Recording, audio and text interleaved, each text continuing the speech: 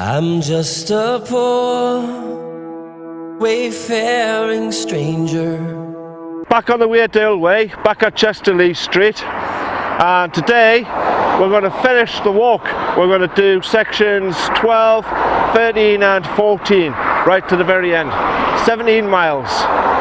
So I've got an ear infection and a throat infection, which isn't going to help much, but I'm back with Neil again. Probably by the end of this I'll have a throat and ear infection as well. And this road suddenly become very busy. It was quiet before I started talking. I expect when I put the camera down there'll be no more cars.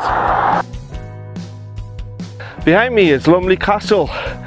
It was converted from a former manor house in 1389 by Sir Ralph Lumley. Sadly, Sir Ralph was executed for treason in 1400.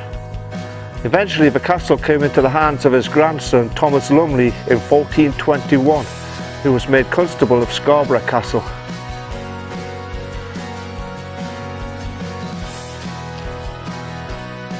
The Lumleys eventually became the Earls of Scarborough.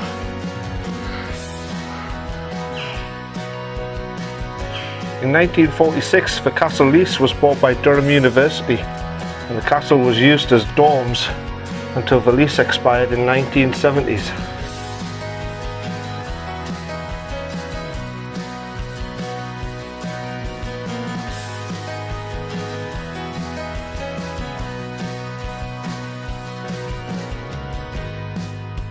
Today the castle is run as a luxury hotel, but it's still owned by the Lumley family. And all that giant hogweed, it's huge. It was big the last time we were here, it's even bigger today.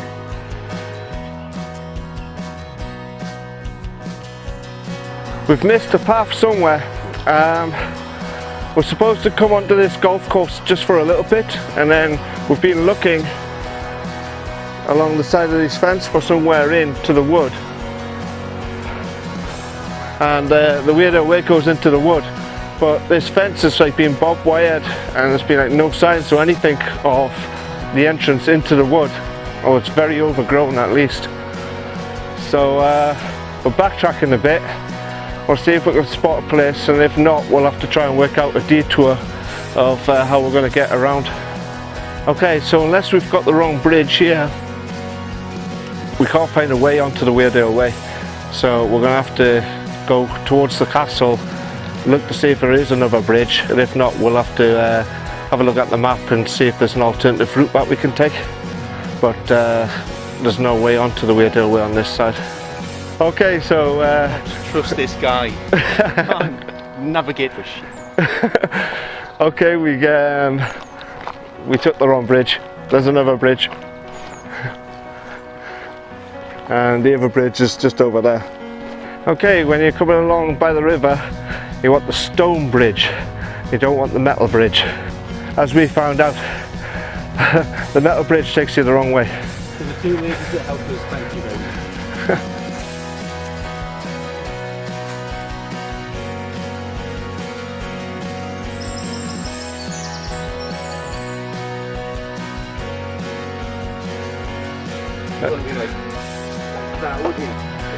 Yeah, you might break the fence, right? This is underneath the A1.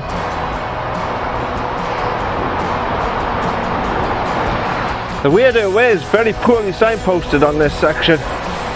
It's sent us the wrong way a couple of times now.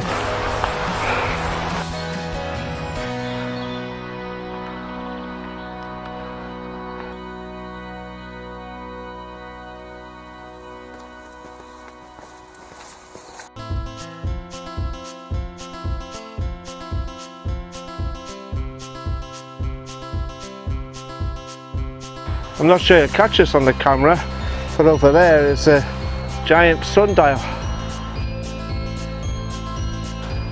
The Weardale Way takes a wide detour around the edge of the privately owned Lambton estate, the seat of the Earl of Durham. The estate was bought by the Lambtons from the Hedworth family in 1688. This is one of the gate entrances.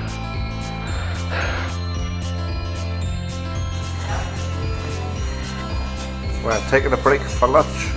This is the midway point. Behind me is Worm Hill. According to legend, this is the hill that the Lambton worm wrapped itself around. Not Penshaw Hill, which is sometimes mistaken as the hill. The story goes that John Lambton was fishing in the Weir on a Sunday when he caught an eel-like fish which he thought looked rather queer. So he threw it down a well and thought nothing of it. Off John went to the Crusades, and while he was away, the creature grew very big and started eating sheep, cattle and children. Several attempts were made to kill it, but each time it was cut, it miraculously joined itself back together. Eventually John came back and consulted a witch on how to kill the worm. She told him to make a suit of armour with swords attached to it, and then to fight the worm in the river, so that when it wrapped itself around him, it would cut itself up and the river would wash away the pieces before it could reform again. But the witch's price was that John killed the first thing that he saw afterwards. The trick worked, and John had arranged for his favourite hound to pay the witch's price. So he blew on his horn for the dog to be released. However, on hearing the sound of the horn, his father was so happy to hear that his son's success, he ran to meet him and beat the hound. John killed the hound instead of his father, but it did not pay the price, and the Lambtons were cursed to meet violent ends. Wish lads had your gobs, I tell ye lal an apple story. Wish lads had your gobs, I tell ye about the worm. This here is the Victoria Viaduct. Work started on the bridge in 1836 and it was completed in 1838. It was designed by James Walker and the chief engineer was Thomas Elliot Harrison. It was used as a railway bridge until 1991. At the time that it was opened, its arches were the second highest and second longest in Europe. It's quite a magnificent structure.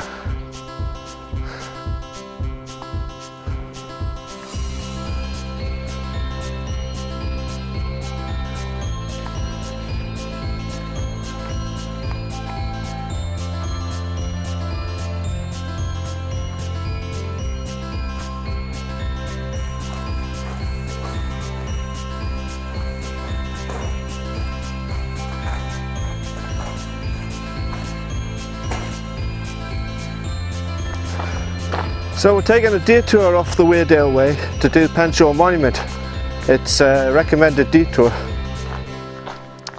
and our OS map has a footpath that goes up past this property which belongs to Lambton Estates, and we were stopped from going any further by the owner of the property, or the person who rents the property in any case, and she told us that it's not a right of way anymore and that we can't use that right of way. Obviously when I get home I'll be checking that, because this sticks another 2 miles on our journey. So put in all the false starts that we've had, like the false paths that we've gone along. This hike is probably going to end up being about 20 miles. But not particularly happy, to be honest. Okay, I think this is the path that we should have took up, but the house down the bottom there prevented us using it.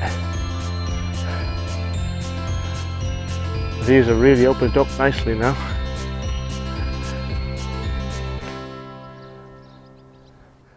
Not much of a view, to be honest.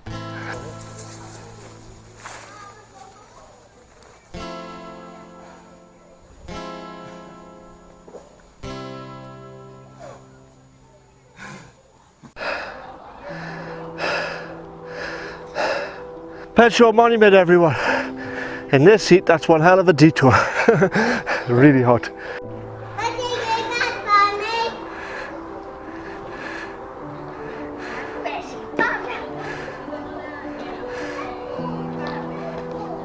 Penshaw Monument was built in 1844 as a memorial to the first Earl of Durham, John George Lambton, known locally as Radical Jack. You can go to the top of the monument for a small fee of £5. the secret staircase that's inside one of the pillars.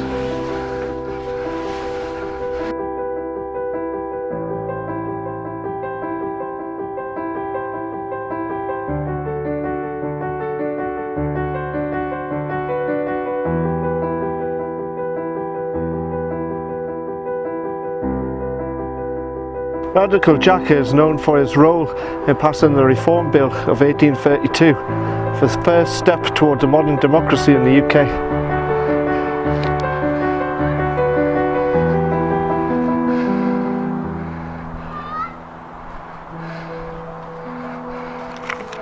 We're headed over there to the end.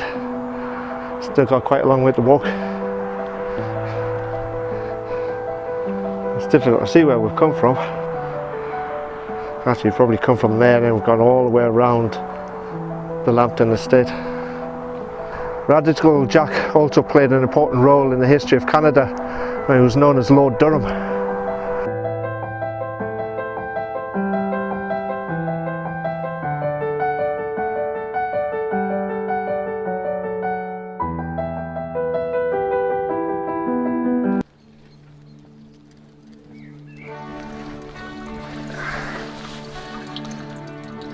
This here is Alice Well, sometimes known as the Mystery Well, because nobody knows who is Alice.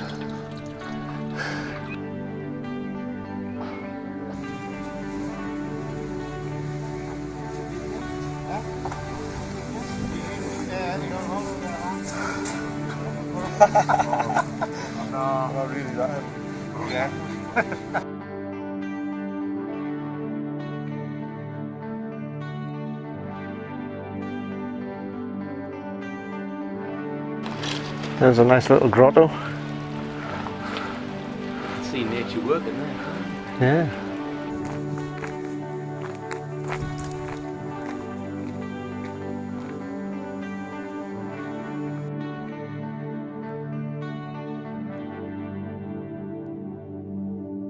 There's Penshaw Monument up there. This is probably one of the last fields we'll see. I think once we get past here, we start entering industry. Yeah!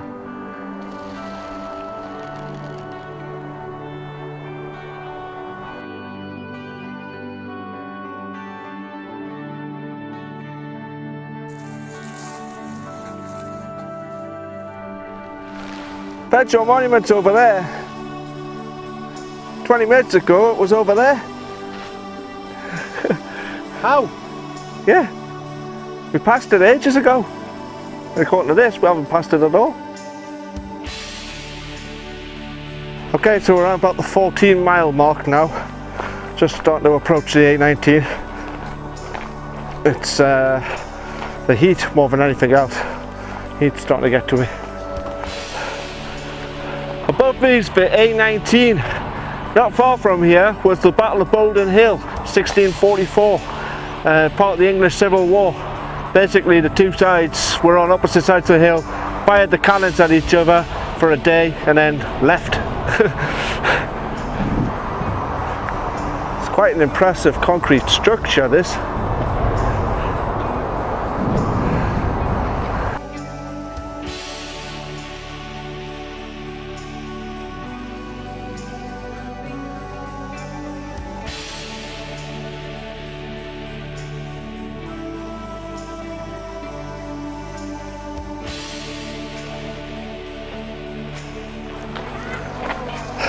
We're as far as South Hilton now. We're on the last stretch into Sunderland.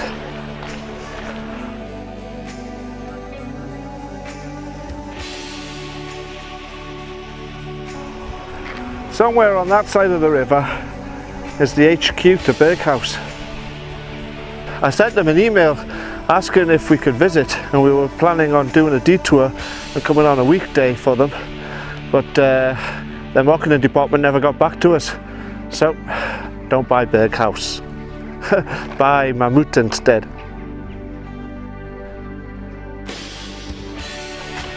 Another misdirection on the trail. Probably added another half mile at least. But all uphill. So I'm going to go back downhill now. There's only been one marker for the Weardale Way on the entire trail since Chesterley Street, and that was at Lumley Castle. We're a little lost. The Weardale Way has us going up past the cliffs, and the path was very overgrown. There's no signage. We've come into this paddock. It's fenced all the way around. So somehow we've got to find our way across the rail line over there.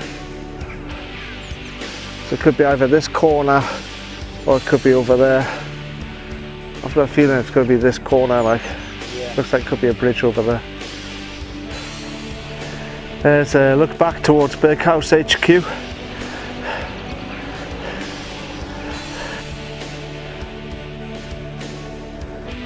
So we found ourselves knowing there's a tunnel just there. That'll get us to where we want. The question is, do we trespass or do we go back along there and try and find where we're supposed to cross? I think it's time for another trespass on the Weardale Way. Don't you, Neil? I certainly do, Nick. I certainly do. Let's give it a go.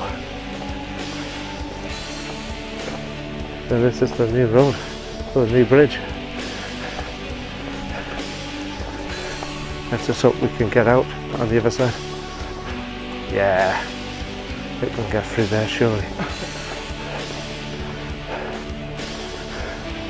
Then we're back on track. Oh dear, that was actually more difficult than it looked. We had to crawl underneath the fence, and just as we were doing so, a police car drove by, but luckily it didn't see us. So let's continue the Weardale Way. We're back on track now.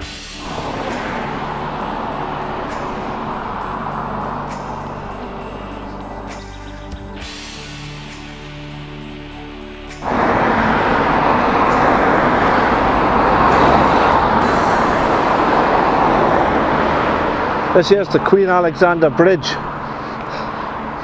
Fortunately, I don't have anything to tell you about it. I'm too tired to make something up.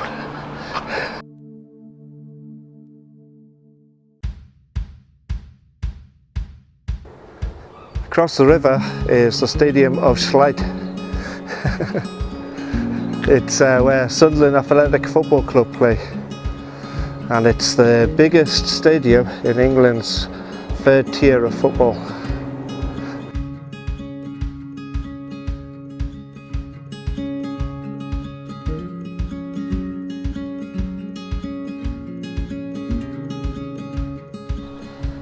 The original bridge that was built in this spot was built in 1796, and at the time it was the largest single span bridge in the world.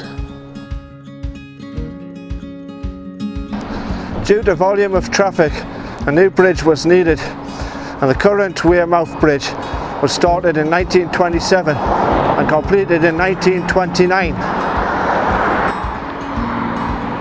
We're nearing the end now.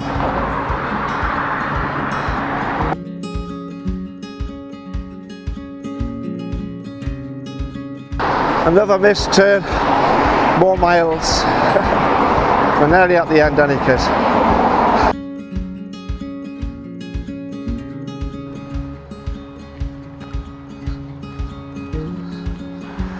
This here is St. Peter's Church. The original church was built around 674 AD. It's where Bede started his monastic life. Little remains of the original church, and it was considerably built upon in the 10th century, again in the 13th, 14th, and again in the 19th centuries. So we've made it to the sea. This is Roker Beach. And now we've got to walk along until we find Bede Cross.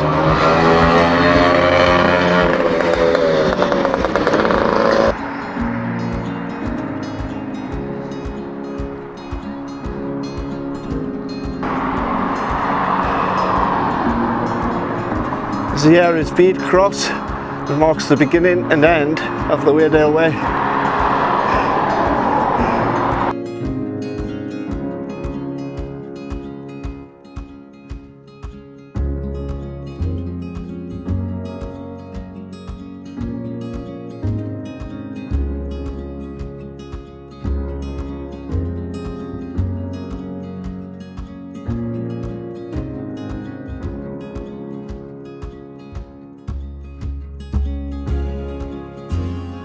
that's the end of the Weardale Way, everybody. Hope you've enjoyed our journey. Today we walked 20.5 miles, 33 kilometres. It's been quite tiring with the heat, and obviously I haven't been feeling very well. I'm on antibiotics, so that didn't help either. But it was a hard walk. But we finished. We're at the sea. We're at Roker in Sunderland, and we've gone from Killip to Roker in Sunderland. Neil. Yes. How have you found the Weardale Way? Tiring. Very tiring. It's much better watching it on YouTube than us doing it. And right now I just feel like a shower, a bit of wine and some food. That's what I'm going to do. Have you not enjoyed it? I have enjoyed this, but I'm tired. Today I think probably the heat as well, what you said before. But yeah, or maybe too much in one section. Yeah, today was too much in one section. Should really split it into two. I think that Chesterley Street to Penshaw Monument, and then from Penshaw Monument to the end would be good enough. But we did it, finished, and if you liked it, give me a thumbs up, and don't forget to comment below. And if you haven't already subscribed, please subscribe, and find the next adventure and share with your friends. And we'll catch you on the next one. Bye!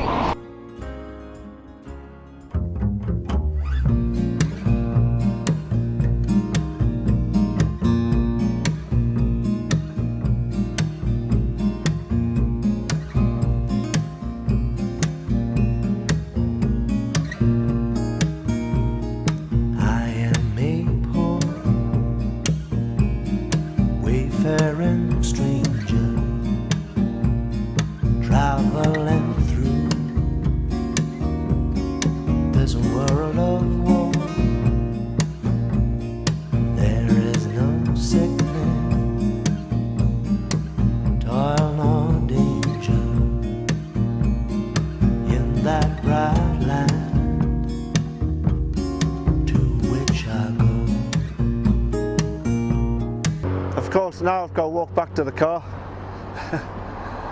which is way over there.